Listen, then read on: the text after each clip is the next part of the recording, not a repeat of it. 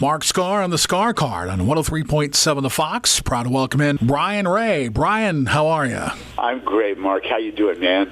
I'm fantastic. Thank you so much for being on with us, and Merry Christmas and Happy Holidays.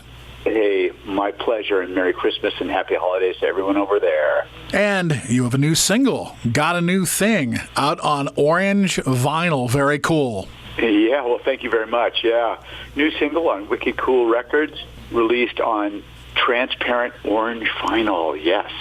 Ooh, very, very nice. Everybody should get their own copy. Talk to me about this song. You wrote this one, right? I wrote this one. Yeah, I wrote this all during lockdown, Mark. It's the kind of thing that started with the guitar riff that comes in right after the big background vocal intro, and then that led to the verse, and then that led to the chorus, and then the lyrics, and yeah, all on lockdown. And it's the kind of song that marinated in my imagination for a very long time, having those elements. And then it's the strangest process. They sort of rattle around in my brain until they sort of make sense and sound like a record. And that's when I start recording it. So the marinating takes a long time, and then the recording takes no time because I already know what I want. Isn't that weird? It works differently for everybody, and now that you're marinating, it makes me hungry.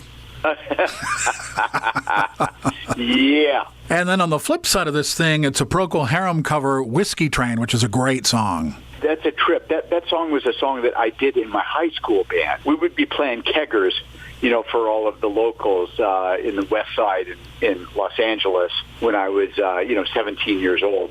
And that was a deep track from Procol Harum, a band which I loved.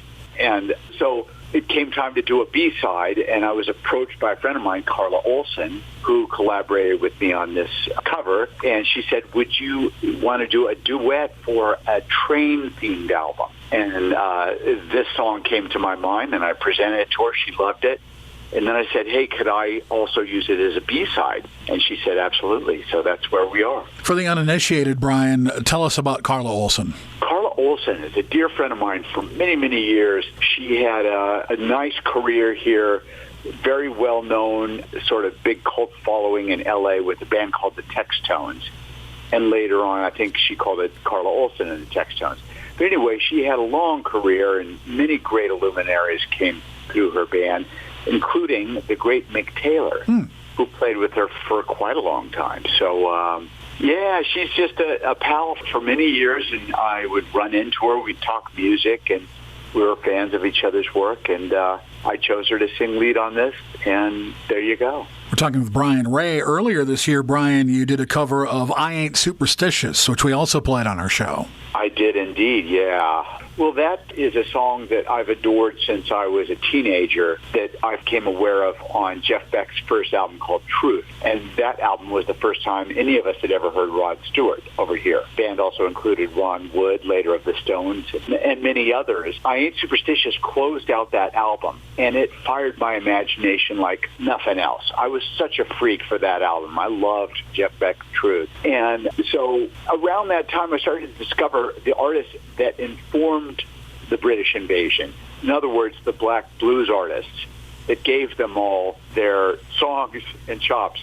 And that was one of them. That song was written by Willie Dixon and first recorded by Howlin' Wolf, and Howlin' Wolf, I should say, with an apostrophe, and many, many others. So when we did a cover, I chose to add in some of Willie Dixon's original lyrics that were missing from the Jeff Beck version. And, of course, that's backed with Spellbreaker featuring Michael DeBar. It is indeed. Michael DeBar, good old friend of mine, again, Los Angeles buddy, who now is a DJ over at the Underground Garage and an artist in his own right.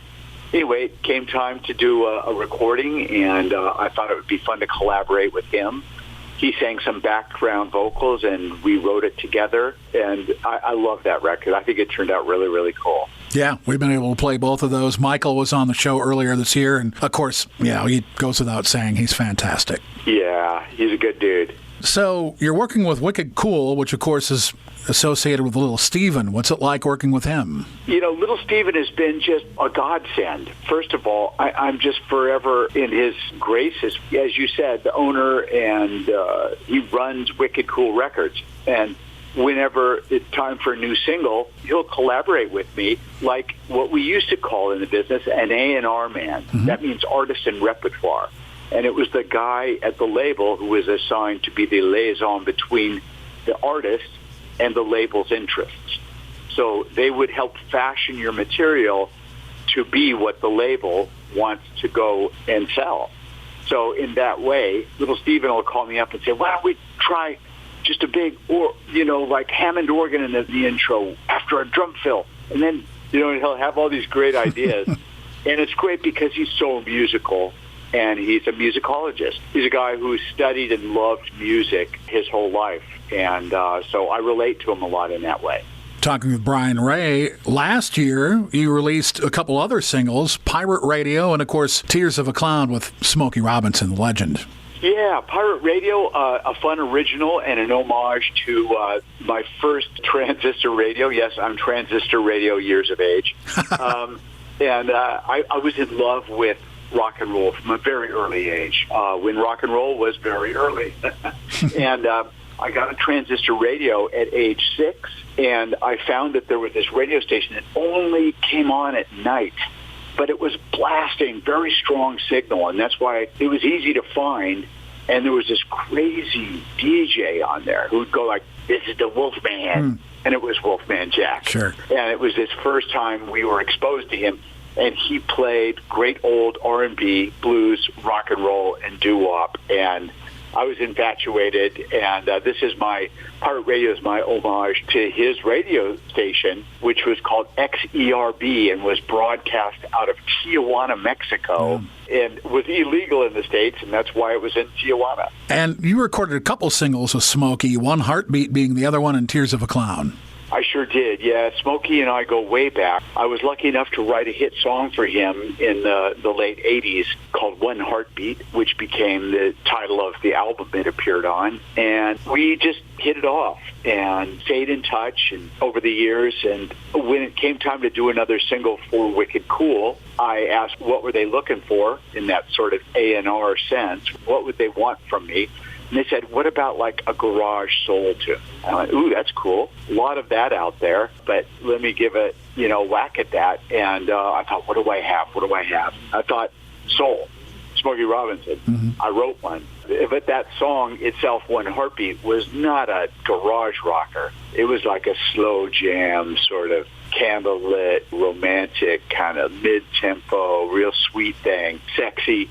And I thought, well, what if I just pepped it up, brought the tempo up, put in some fuzz guitars, double-time drums, and a horn section. And so that's what I did. And it turned out really good. And then I asked Smokey if he'd like to come and sing along a little bit. And he said yes. And while he was in the studio here in L.A., I played him my cover of The Tears of a Clown, which was going to be the B-side. And he said, so you want me to sing the second verse? And I said, yeah, man. And so there he is. He's on both of them. Yeah. You want me to sing? Are you kidding? Yeah, look, we're trying to wrap things up here, Smokey. I appreciate it, man, but we only have 10 minutes left. No, so I was so honored, and he went out into the room and gave me 5 passes, 5 takes, and we put them together into a take that we loved the most, and I'm so honored, man. Are you kidding me? It's Smokey Robinson. Talking with Brian Ray. You've got a holiday sale going on right now at brianray.com. I do indeed. Thanks for mentioning that. Yeah. We saw that Wicked Cool Records, through their Bandcamp outlet, which sells all of their artists' singles, was having a blowout killer sale. And we thought, well, wait a minute, we can't charge twice as much as they do.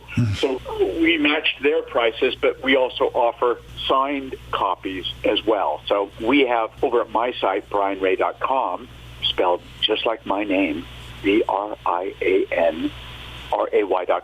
You jump on over there, we have signed things, T-shirts, and all sorts of fun goodies. I'd be remiss if I didn't ask you, by the time this airs, McCartney 3 will be out. Have you heard it? I haven't heard it yet, but I'm so excited, man. He texted me a couple weeks ago and just said, hey, Bri, I'll spare you the Paul McCartney accent.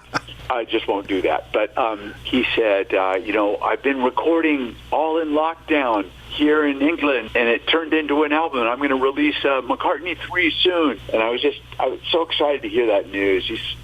He's so inspiring to me, to all the band, and to everybody everywhere. And wow, what a life. What an inspiration to be turned this dark period of time during a pandemic into an album. That's what he's going to give us, and I'm really looking forward to it. Brian, how long have you been working with Paul McCartney? I've been with Paul for nearly 19 years now.